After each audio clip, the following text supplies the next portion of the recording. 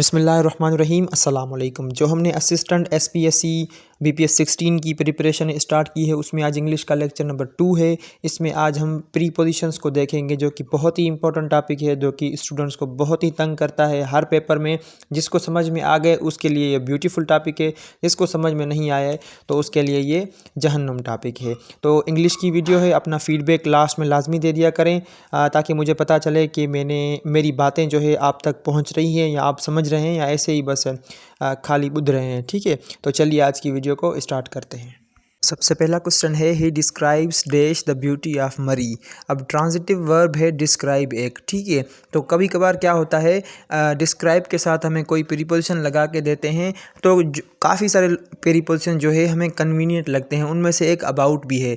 लेकिन इसका सही ऑप्शन है ऑप्शन डी, नो प्रीपोजिशन। यहाँ पर कोई भी प्रीपोजिशन नहीं आएगा। डिस्क्राइब एक ट्रांजिटिव वर्ब है, अपने साथ प्रीपोजिशन नहीं उठाता, तो करेक्ट सेंटेंस क्या होगा, he describes the beauty of मरी। ये जितने भी वर्ब्स होते हैं ना, डिस्क्राइब, डिस्कस, ऑर्डर या ब्लेम वगैरह, तो ये वर्ब्स अपने साथ जो है वो प्रीपोजिशन नहीं उठाते।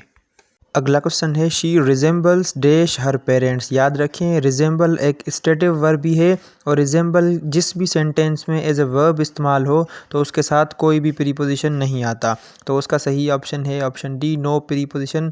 अगर कहीं पर रिजेंबल जो है एज ए वर्ब इस्तेमाल हो, जैसे रिजेंबलेंस, रिजेंबल वर्ब है, रिजेंबलेंस उसका नाउन है, तो कहीं पर भी अगर एज ए नाउन इस्तेमाल हो तो वो अपने साथ प्रीपोजिशन लेता है।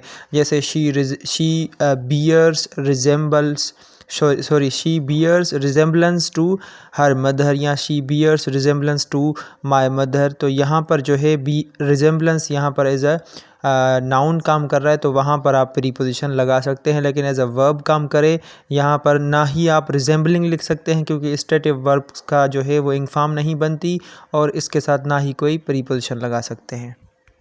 अगला एमसीक्यूज है, she is blind dash one eye. अब याद रखें प्रीपोजिशन का सारा दारोमदार जो है वो कभी कभार क्या होता है कंडीशन पे होता है। ब्लाइंड के दो इस्तेमाल होते हैं तो वो दोनों मैं आपको बता देता हूँ विथ जो है पर्टिकुलर कंडीशन। अब कहीं पर आपसे पूछे कि कोई बंदा एक आंख से अंधा है या एक आंख से नहीं देख सकता, तो वहाँ पर जैसे ये कंडीशन है, इसमें पूछ रहा है she is blind dash one eye, वो एक आंख से अंधी है या नहीं देख सकती है, तो इस कंडीशन में इसका सही ऑप्शन होगा option C, she is blind in one आई।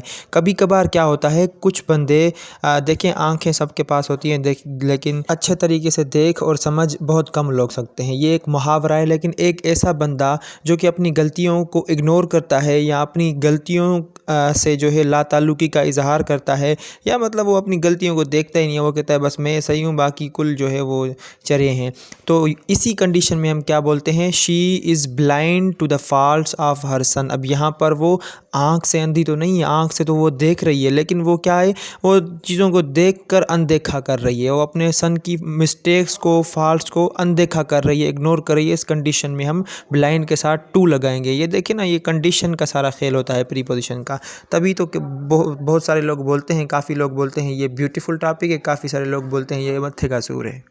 अगला क्वेश्चन है, he was accuse dash murder. Accuse का मतलब होता है अक्यूज़ और गिल्टी।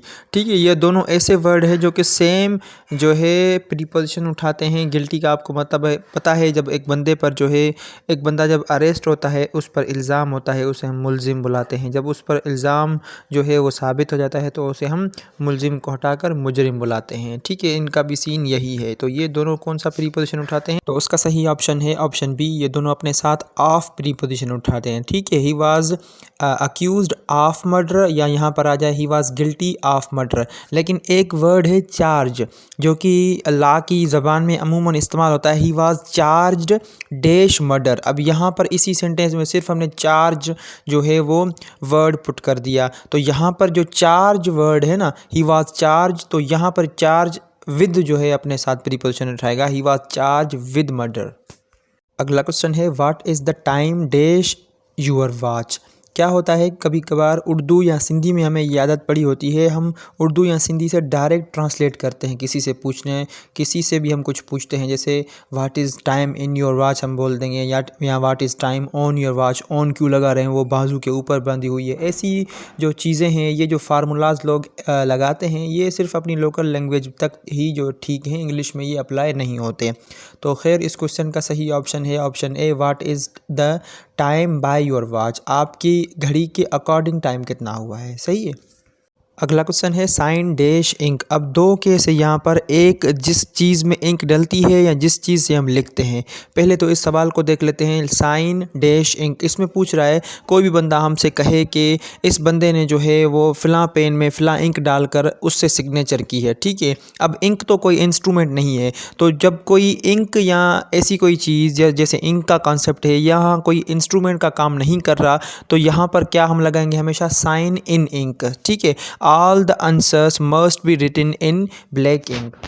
पर अगर वहीं पर पेन का या किसी इंस्ट्रूमेंट का जिक्र आ जाए तो वहाँ पर फिर गेम चेंज हो जाती है। जैसे sign with a pen, I signed a paper with a pen, ठीक है। मैंने अपना एक पेपर था या कोई डॉक्यूमेंट था, वो किसी पेन से जो है वो सिग्नेचर किया, साइन किया। तो यहाँ पर कोई इंस्ट्रूमेंट, जाहिर सी बात है पेन एक इंस्ट्रूमेंट है जिसके थ्रू हम लिखते हैं, तो यहाँ पर साइन के साथ विद आएगा और इंक के साथ हमेशा इन आएगा, साइन इन इंक, फिर चाहे कितना भी लंबा सेंटेंस हो।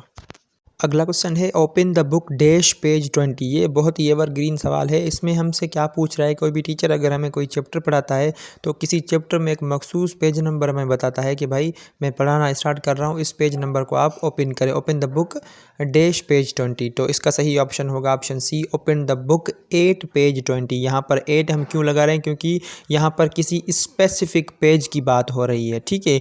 अब इसका मतलब ये नहीं है कि किसी भी जगह किसी भी स्पेसिफिक जगह की बात की जाए तो वहाँ पर आप 8 लगा देंगे। जैसे हम कहते हैं ना वो दूसरे फ्लोर पर रहता है, अब यहाँ पर स्पेसिफाई तो हो गया वो दूसरे फ्लोर पर रहता है, पहले पे नहीं रहता दूसरे पे रहता है, लेकिन यहाँ पर हम कहेंगे he stays on the second floor, क्योंकि यहाँ पर फ्लोर से हम सेकंड फ्लोर से हम एज अ सरफेस का जो है आइडिया ले रहे हैं, या हम किसी सरफेस पर मौजूद हैं उसको हम ऑन इस्तेमाल नहीं करते हैं, ठीक है। वो कैसे, I will be there at the bus stop, या we will meet at the bus stop. अब खड़े तो हम सरफेस पर, लेकिन बस स्टॉप पर जो है पता नहीं क्या है, बस प्रीपोजिशन का कंडीशन बेस है और कोई जस्टिफिकेशन नहीं है, तो भाई है बस। अगला क्वेश्चन है despite dash heavy rain he attended the class, ठीक है। अब बजाय जो मतलब हैवी रेन के बावजूद भी उसने जो है क्लास अटेंड की। अब यहाँ पर दो जो है हमारे पास वर्ड है, एक है डिस्पाइट, दूसरा है इंस्पाइट। इंस्पाइट जो है अपने साथ ऑफ उठाता है, लेकिन जो वर्ड डिस्पाइट है वो अपने साथ ऑफ या कोई भी प्रीपोजिशन नहीं उठाता। डिस्पाइट के बाद जो है डायरेक्ट ही सब्जेक्ट इस्तेमाल होता है, या जो है आगे सेंटेंस स्टार्ट हो जाता है विदाउट एनी प्रीपोजिशन। तो इसका सही ऑप्शन है ऑप्शन डी, नो प्रीपोजिशन आएगा। Despite heavy rain he attended the class. यहाँ पर ये सवाल ऐसे हो जाए इंस्पाइट, फिर बीच में जो है गैप हो तो आप लिखेंगे in spite of heavy rain he attended the class. तो ये थी आज की छोटी सी वीडियो। उम्मीद करता हूँ ये वीडियो आपको पसंद भी आएगी। अगर थोड़ी सी भी पसंद आए या कोई आप सजेशन देना चाहें या कोई आप फीडबैक देना चाहें तो लाजमी दे दिया करें, ताकि मुझे भी आइडिया हो कि आपको बातें भी समझ में आ रही हैं, तो मज़ीद मेरा दिल भी करे आगे वीडियोस बनाने का। अगर वीडियो पसंद आई हो तो वीडियो को लाइक कर दें, चैनल को सब्सक्राइब कर दें। मिलते हैं अगली वीडियो में, तब तक के लिए अपना बहुत सारा ख्याल रखिए, मुझे दुआओं में याद रखिए। अल्लाह हाफ़िज़।